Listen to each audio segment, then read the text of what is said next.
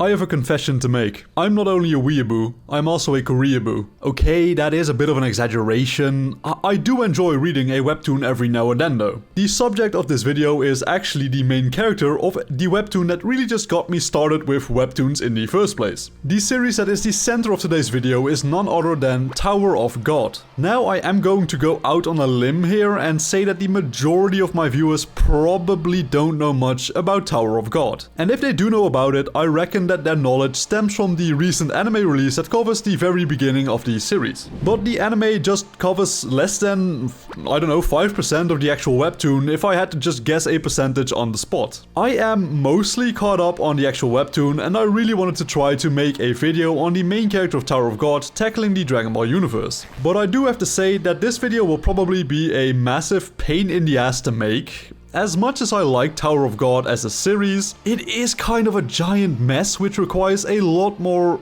just rereading and reading comprehension than you might expect to fully understand the story and the powers the characters have. At least that was the case for me. But let's just start with a short summary of the series in question to give people who don't know it at all just a bit more insight in the subject matter of the video. So the story follows two main protagonists as they illegally enter the Tower of God. You see, there exist two types of beings in the world of Tower of God. Regulars, who are born within the tower and are considered its native populace, and irregulars, people who enter the tower from outside without permission on their own means. Yoru and Rachel, the female protagonists, are both considered irregulars according to the laws of the tower. Irregulars are deemed to be extremely dangerous and are to be disposed of as fast as possible under the reign of the tower's king Jahad. Rachel and Yoru have different goals for entering the tower. Rachel longs to see the real sky and gaze at the stars at the very top of the tower, and Yoru wishes to be with Rachel for more personal reasons. Rachel, however, is more of an anti-hero who will stop at nothing to achieve her goals, even if that means betraying the one closest to her. The show itself centers around the two of them both setting out on a journey throughout the tower to achieve their respective goals. They meet many friends and foes along the way in order to climb the tower and get their wishes granted, because if you reach the top of the tower, the legend says you can have your wishes granted. So now that you have a really baseline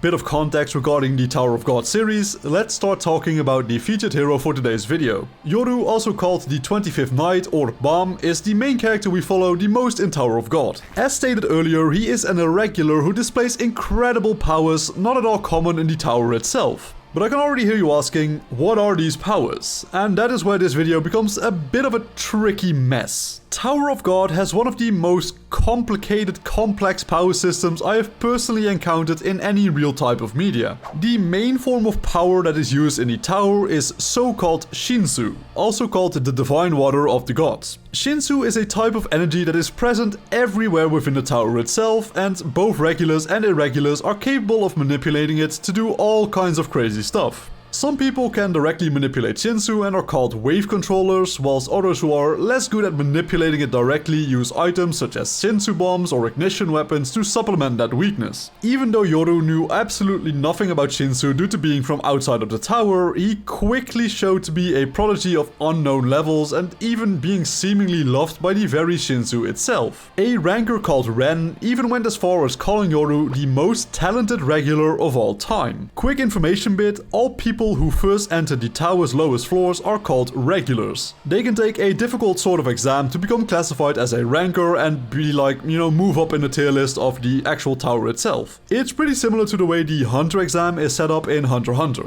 During the first arc, it is shown that Yoru is rapidly growing with his Shinsu control at a rate never really seen before in the tower. It does not take long for him to be able to bend solid metal even at a great distance using the Shinsu that surrounds the metal. He is also shown to be able to use the so-called Shinsu bangs without making a contract with the floor administrator, something which should be impossible for anyone born in the tower according to the laws of the tower itself. But since Yoru is not from the tower itself, some of his logic and laws do not apply to him. The Shinsu itself is also a living thing of sorts with a consciousness of its own. It has been shown to protect Yoru before on its own volition, so that is an aspect we have to keep in mind going forward. But aside from using Shinsu to fire beams and create shields, Yoru can also use it to infuse his physical attacks with more power. It is worth it to note that Yoru has been trained in various forms of martial arts and that he has even created his own combination of martial arts. Combining his physical fighting capability with the power of Shinsu can make him a deadly foe to have to fight in close quarter combat, but even at a range he is just as deadly. Unlike the fighters in Dragon Ball who can run out of ki, androids being the exception, Yoru will never run out of Shinsu to use due to being a unique exception to the rule. No matter how much Shinsu Yoru just spams out, his Shinsu power will always remain the same. There are individuals in the tower who are so-called blessed by Shinsu and can use a lot of it, but Yoru is the only one with an just completely unlimited amount of Shinsu to draw from. Like I previously stated, Yoru is a master at hand-to-hand combat, but he is also a master swordsman who can easily fight toe-to-toe with other experienced swordsmen. He also has incredible speed and reflexes, whilst he is nowhere near the speed of light like honestly many of the Dragon Ball fighters are, but then again, pretty much none of the people I do these videos on are that fast anyway, so I never really count it as a super heavy aspect in this video. But even still, he is easily capable of dodging multiple attacks at once due to his speed and reflexes. He is also very durable, which is very evident when you see some of the beatdowns and battles he has to endure during the webtoon itself. Let's just say, he knows how to take a punch in the gut pretty damn well. Another just fun ability Yoru has is that he can very easily copy any Shinsu technique that he sees. This does come with the drawback that the copy technique he uses, he does not simply copy the power alongside the technique, he will have to provide the firepower for the technique by himself. Yoru also is in the possession of several ignition weapons which have been embedded inside of his body. He is currently in the possession of 2 of the 4 forms that exist within the tower. These forms are ancient relics which drastically increase the power output of anybody that uses them. The forms give their user all types of unique abilities such as the ability to create portals, the ability to teleport, and the ability to just rupture the very space you are in itself. It is unknown which other powers away Yoru once he obtains the remaining 2 forms, but you can rest assured they will most likely be very broken. Due to the events that transpired in the Hell Train, Yoru absorbed a great number of souls from one of his foes which he can use to augment his own powers when the situation allows for it. It is however worth noting that these souls can decide whether to help Yoru or not. If they do not agree with his course of action, they can very much just say they're not going to lend him their power, so he does have to watch out to essentially stay on their good side. But aside from his forms, he also has the aid of some very powerful creatures to back him up. The first entity I want to talk about is called the Blue Frieza. Not a terrible lot is known about the Blue Frieza itself, but we do know some techniques it enables. The first one is a healing exoskeleton that automatically forms around Yoru when he receives damage. This exoskeleton will automatically heal pretty much all the injuries he receives when it is deployed, but it has been confirmed that it cannot heal every single injury he will receive. It has some form of, I'd say, a cap on the amount of damage it can heal. When this cap is exceeded, the exoskeleton won't even deploy in the first place because it won't be able to help anyway. Another ability that the Blue Frieza provides is a special type of energy shield that can protect Yoru from strong attacks. Just like the exoskeleton though, this shield can't stop every single attack that comes its way. If the attack is stronger than the shield or if the shield has received sufficient damage, it will break. The Blue Frieza is more so a defensive oriented entity which Yoru can call upon for support. But the Blue Frieza is not the only entity with which Yoru has formed a understanding of sorts.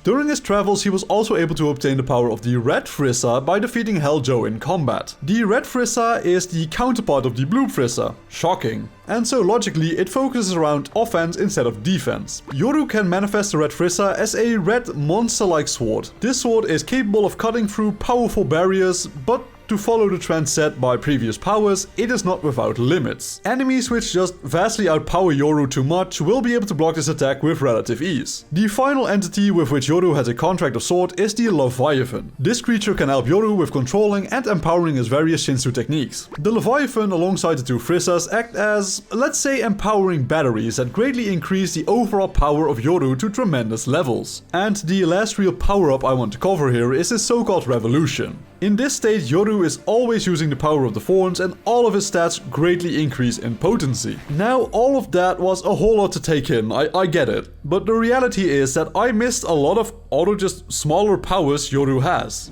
During the nearly, I'd say, 1,000 chapters of the webtoon, Yoru has just gotten so many different types of powers, abilities, weapons, you name it. It would be completely impossible for me to list every single ability and attack he has without just boring both myself and anyone who watches this video to death. So I opted to just really list his biggest, most prominent powers instead. But this does bring me to my biggest problem with making this video. I have absolutely no idea on how to scale the world of Tower of God to something like Dragon Ball. Straight up, I don't have a single clue. Since everything happens inside of the tower and every floor is vastly different, ranging from futuristic cities to barren wastelands and vast skies, it is incredibly difficult to put someone like Yoru in a certain tier of destruction. Could he destroy cities? For sure. Could he destroy entire floors of the tower? Yeah, I believe so. Could he be planetary? Yeah, honestly, I could see that happening. Could he do the same things if he were thrown into Dragon Ball? I have no goddamn idea.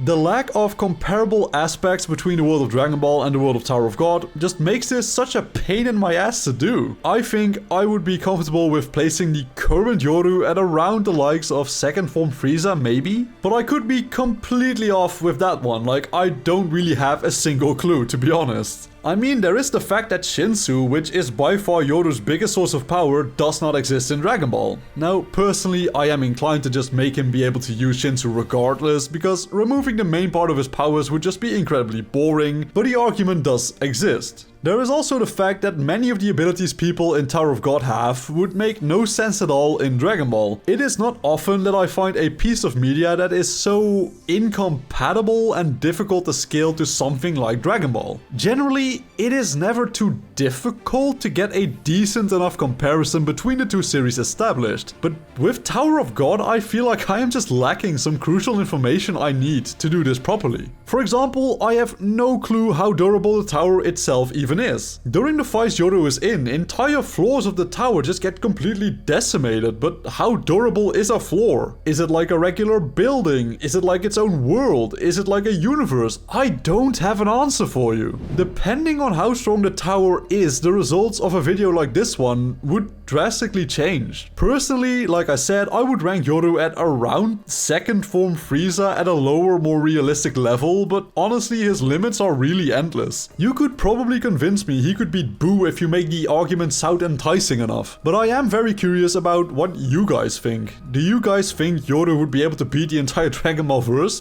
Be sure to let me know. But with that being said, ladies and gentlemen, thank you all so much for taking the time out of your day to watch my videos. If you liked today's video, be sure to leave a like, subscribe, and leave a comment with your thoughts to help promote the channel. Work hard, study well, and eat and sleep plenty. I will see you all again in the next video. Peace out.